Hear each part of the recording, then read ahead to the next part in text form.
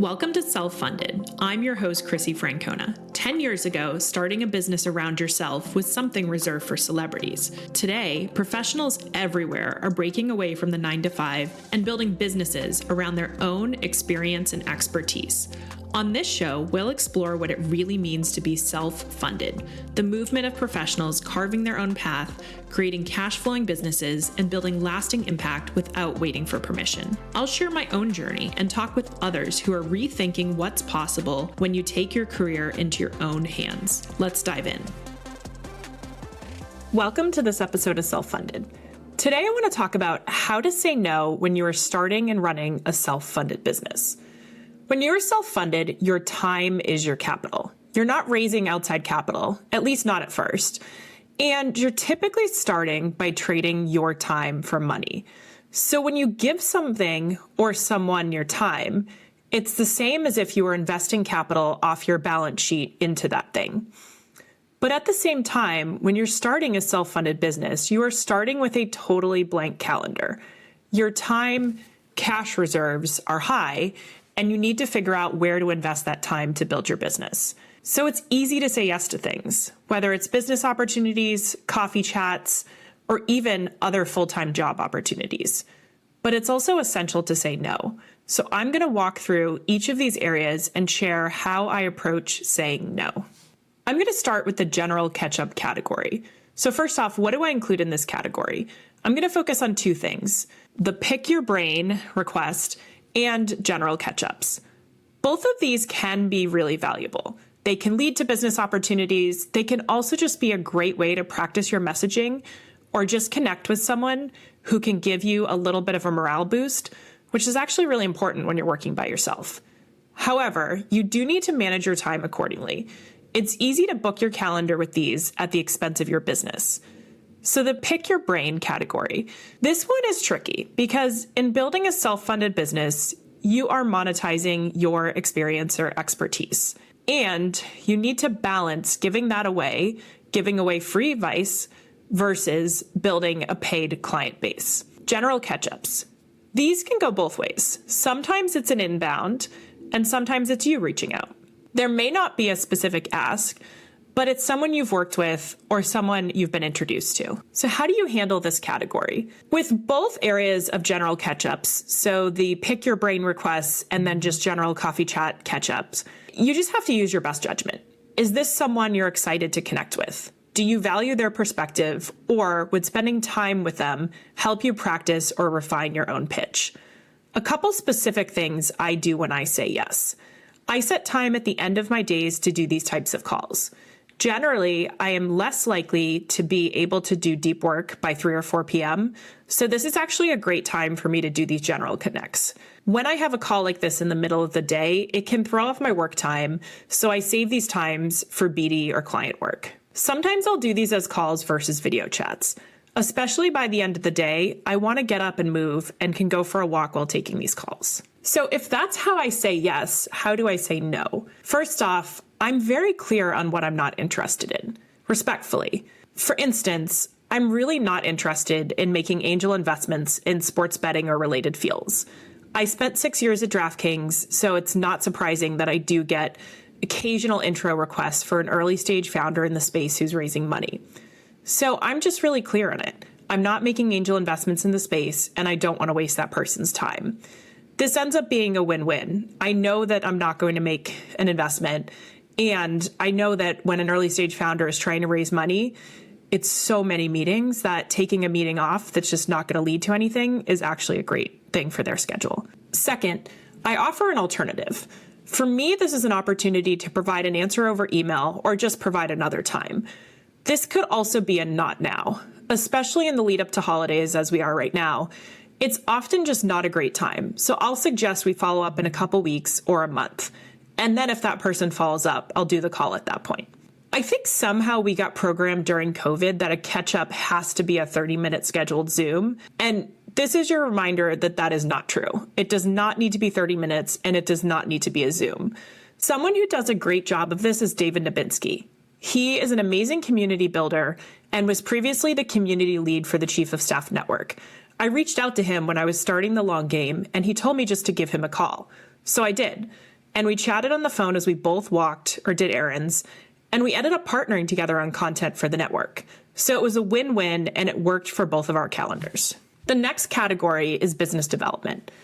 When you are starting your business, it is really, really tempting to say yes to any work that comes your way, especially when you need to pay the bills.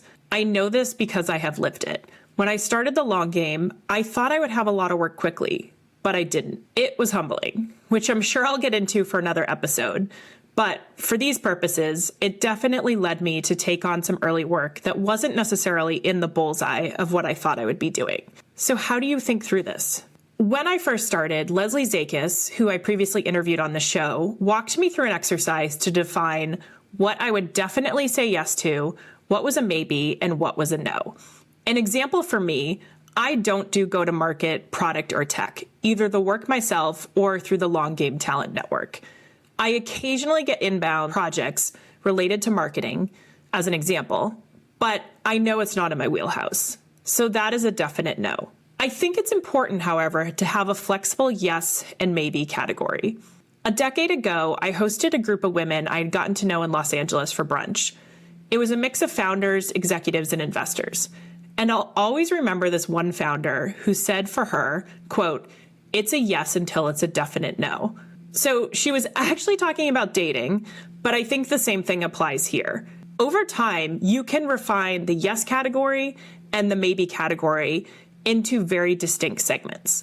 However, when you start, I think everything that is a maybe can actually be a yes. Over time, some of those maybes lean more towards a no, but for now, especially just with the reality of you having to make money and you have bills to pay, those maybes can more likely become a yes. Also over time, your yes category actually moves up market. It becomes more exclusive and more expensive for you to get to yes. Okay, I'm also going to sound like a broken record on this, but the other way to handle this is to trust your gut. I launched an offering earlier this year in M&A readiness, working with early stage founders to explore their strategic options. I had a strong lead coming out of a webinar I did, but when I sent over the proposal, he responded immediately that he could not pay any cash before a sale. I really wanted to get some proof points for my business, but I ended up reaching out to a couple people I trusted, including a friend who had just sold his business. My friend told me that he would have paid me even a small amount of cash before an exit. So I decided to trust my gut and held my ground on this one. And I ended up getting another couple opportunities that were a much better fit for me. The final category is external opportunities. This is one where I get a lot of questions, both for myself, the quote, "Are you open to full-time opportunities?" and from others in my talent network who I know are getting this question as well. I think it's really important to know your why here. The how may vary. For instance, if you have a specific customer you want to work with as a consultant, there may be a time where you don't want to do everything yourself. You don't want to do the BD and the back office and the delivery, and instead may explore joining a bigger consulting firm as an employee or joining a venture or PE fund to work in their portfolio team. It's something I think about for myself, candidly. So how do you do this? As you build your business, identify the things you love doing and the things you don't love doing. What gets you excited and what burns you out? Take note of that and use that as criteria as you filter opportunities. I remember back when I was at Bain, I was talking to a partner about how hard it was to be a generalist at Bain, even at the partner level in a small office. And he told me that he realized the industry he loved was consulting. It was a total reframe for me because I hadn't thought about it that way. But I think he realized what he loved to do and what he was good at and leaned into that at Bain. Recently, I got an email from a recruiter about a really interesting job opportunity. It was a senior leadership role in corporate development and strategy at a consumer tech company that I know and use myself. But it was full-time in New York. I live outside Boston, and moving to New York is a non-starter for me right now. So I responded quickly and clearly. I love the company and that kind of role, but New York was not going to work for me. And the recruiter responded back immediately. She appreciated my candor and will keep me in mind for future opportunities. There's a time when I would have had major FOMO over this, but I've really leaned into my own intuition and pattern recognition over the last year. I feel confident with building the long game as my path A, and I want to stay laser focused on that. However, if there was something that was just simply amazing, I'm open to exploring it. It's what I said before. If it's not a no, at least consider it until it may be a no. There is often a sense that saying yes to exploring full-time opportunities when you're building your own business isn't being 100% committed. But I'm committed. I left my job 13 weeks pregnant without a client, and I have no one to prove that to. I know myself that I'm committed, and that's what matters. Also, Leslie Zakis gave some great advice on her episode around this. Even full-time opportunities may actually turn into project work based on what the client needs. So how does this all come together? I mentioned at the beginning of this episode that your calendar is blank and you have a total blank slate when you start out. But sometimes the work and BD conversations ebb and flow. So it's tempting to fill the space and maybe say yes to things that should be a no. My advice to avoid this is start time blocking. 80 to 90% of your time should be focused on sales and delivery. The mix between these two is going to vary based on what you have going on, but those are your top two priorities. Your ability to screen for what is BD and what is just general catch-up is going to improve over time. And as you get more experienced and generate more data points, you can better classify your time. And I'll say it again, trust your gut. What energizes you? What drags you down? And how do you create the best operating rhythm for yourself? Only you know this. I can't tell you. No one else can tell you. You have to figure it out on your own. Thanks for joining me this week on Self-Funded. Thanks for listening to Self-Funded. If you enjoyed today's episode, be sure to follow the show wherever you're listening so you don't miss what's coming next. I'd also love for you to leave a review and share what you're most excited about on your own self-funded journey. And if you want to go deeper, check out my Substack. You'll find the link below. Until next time, keep carving your own path.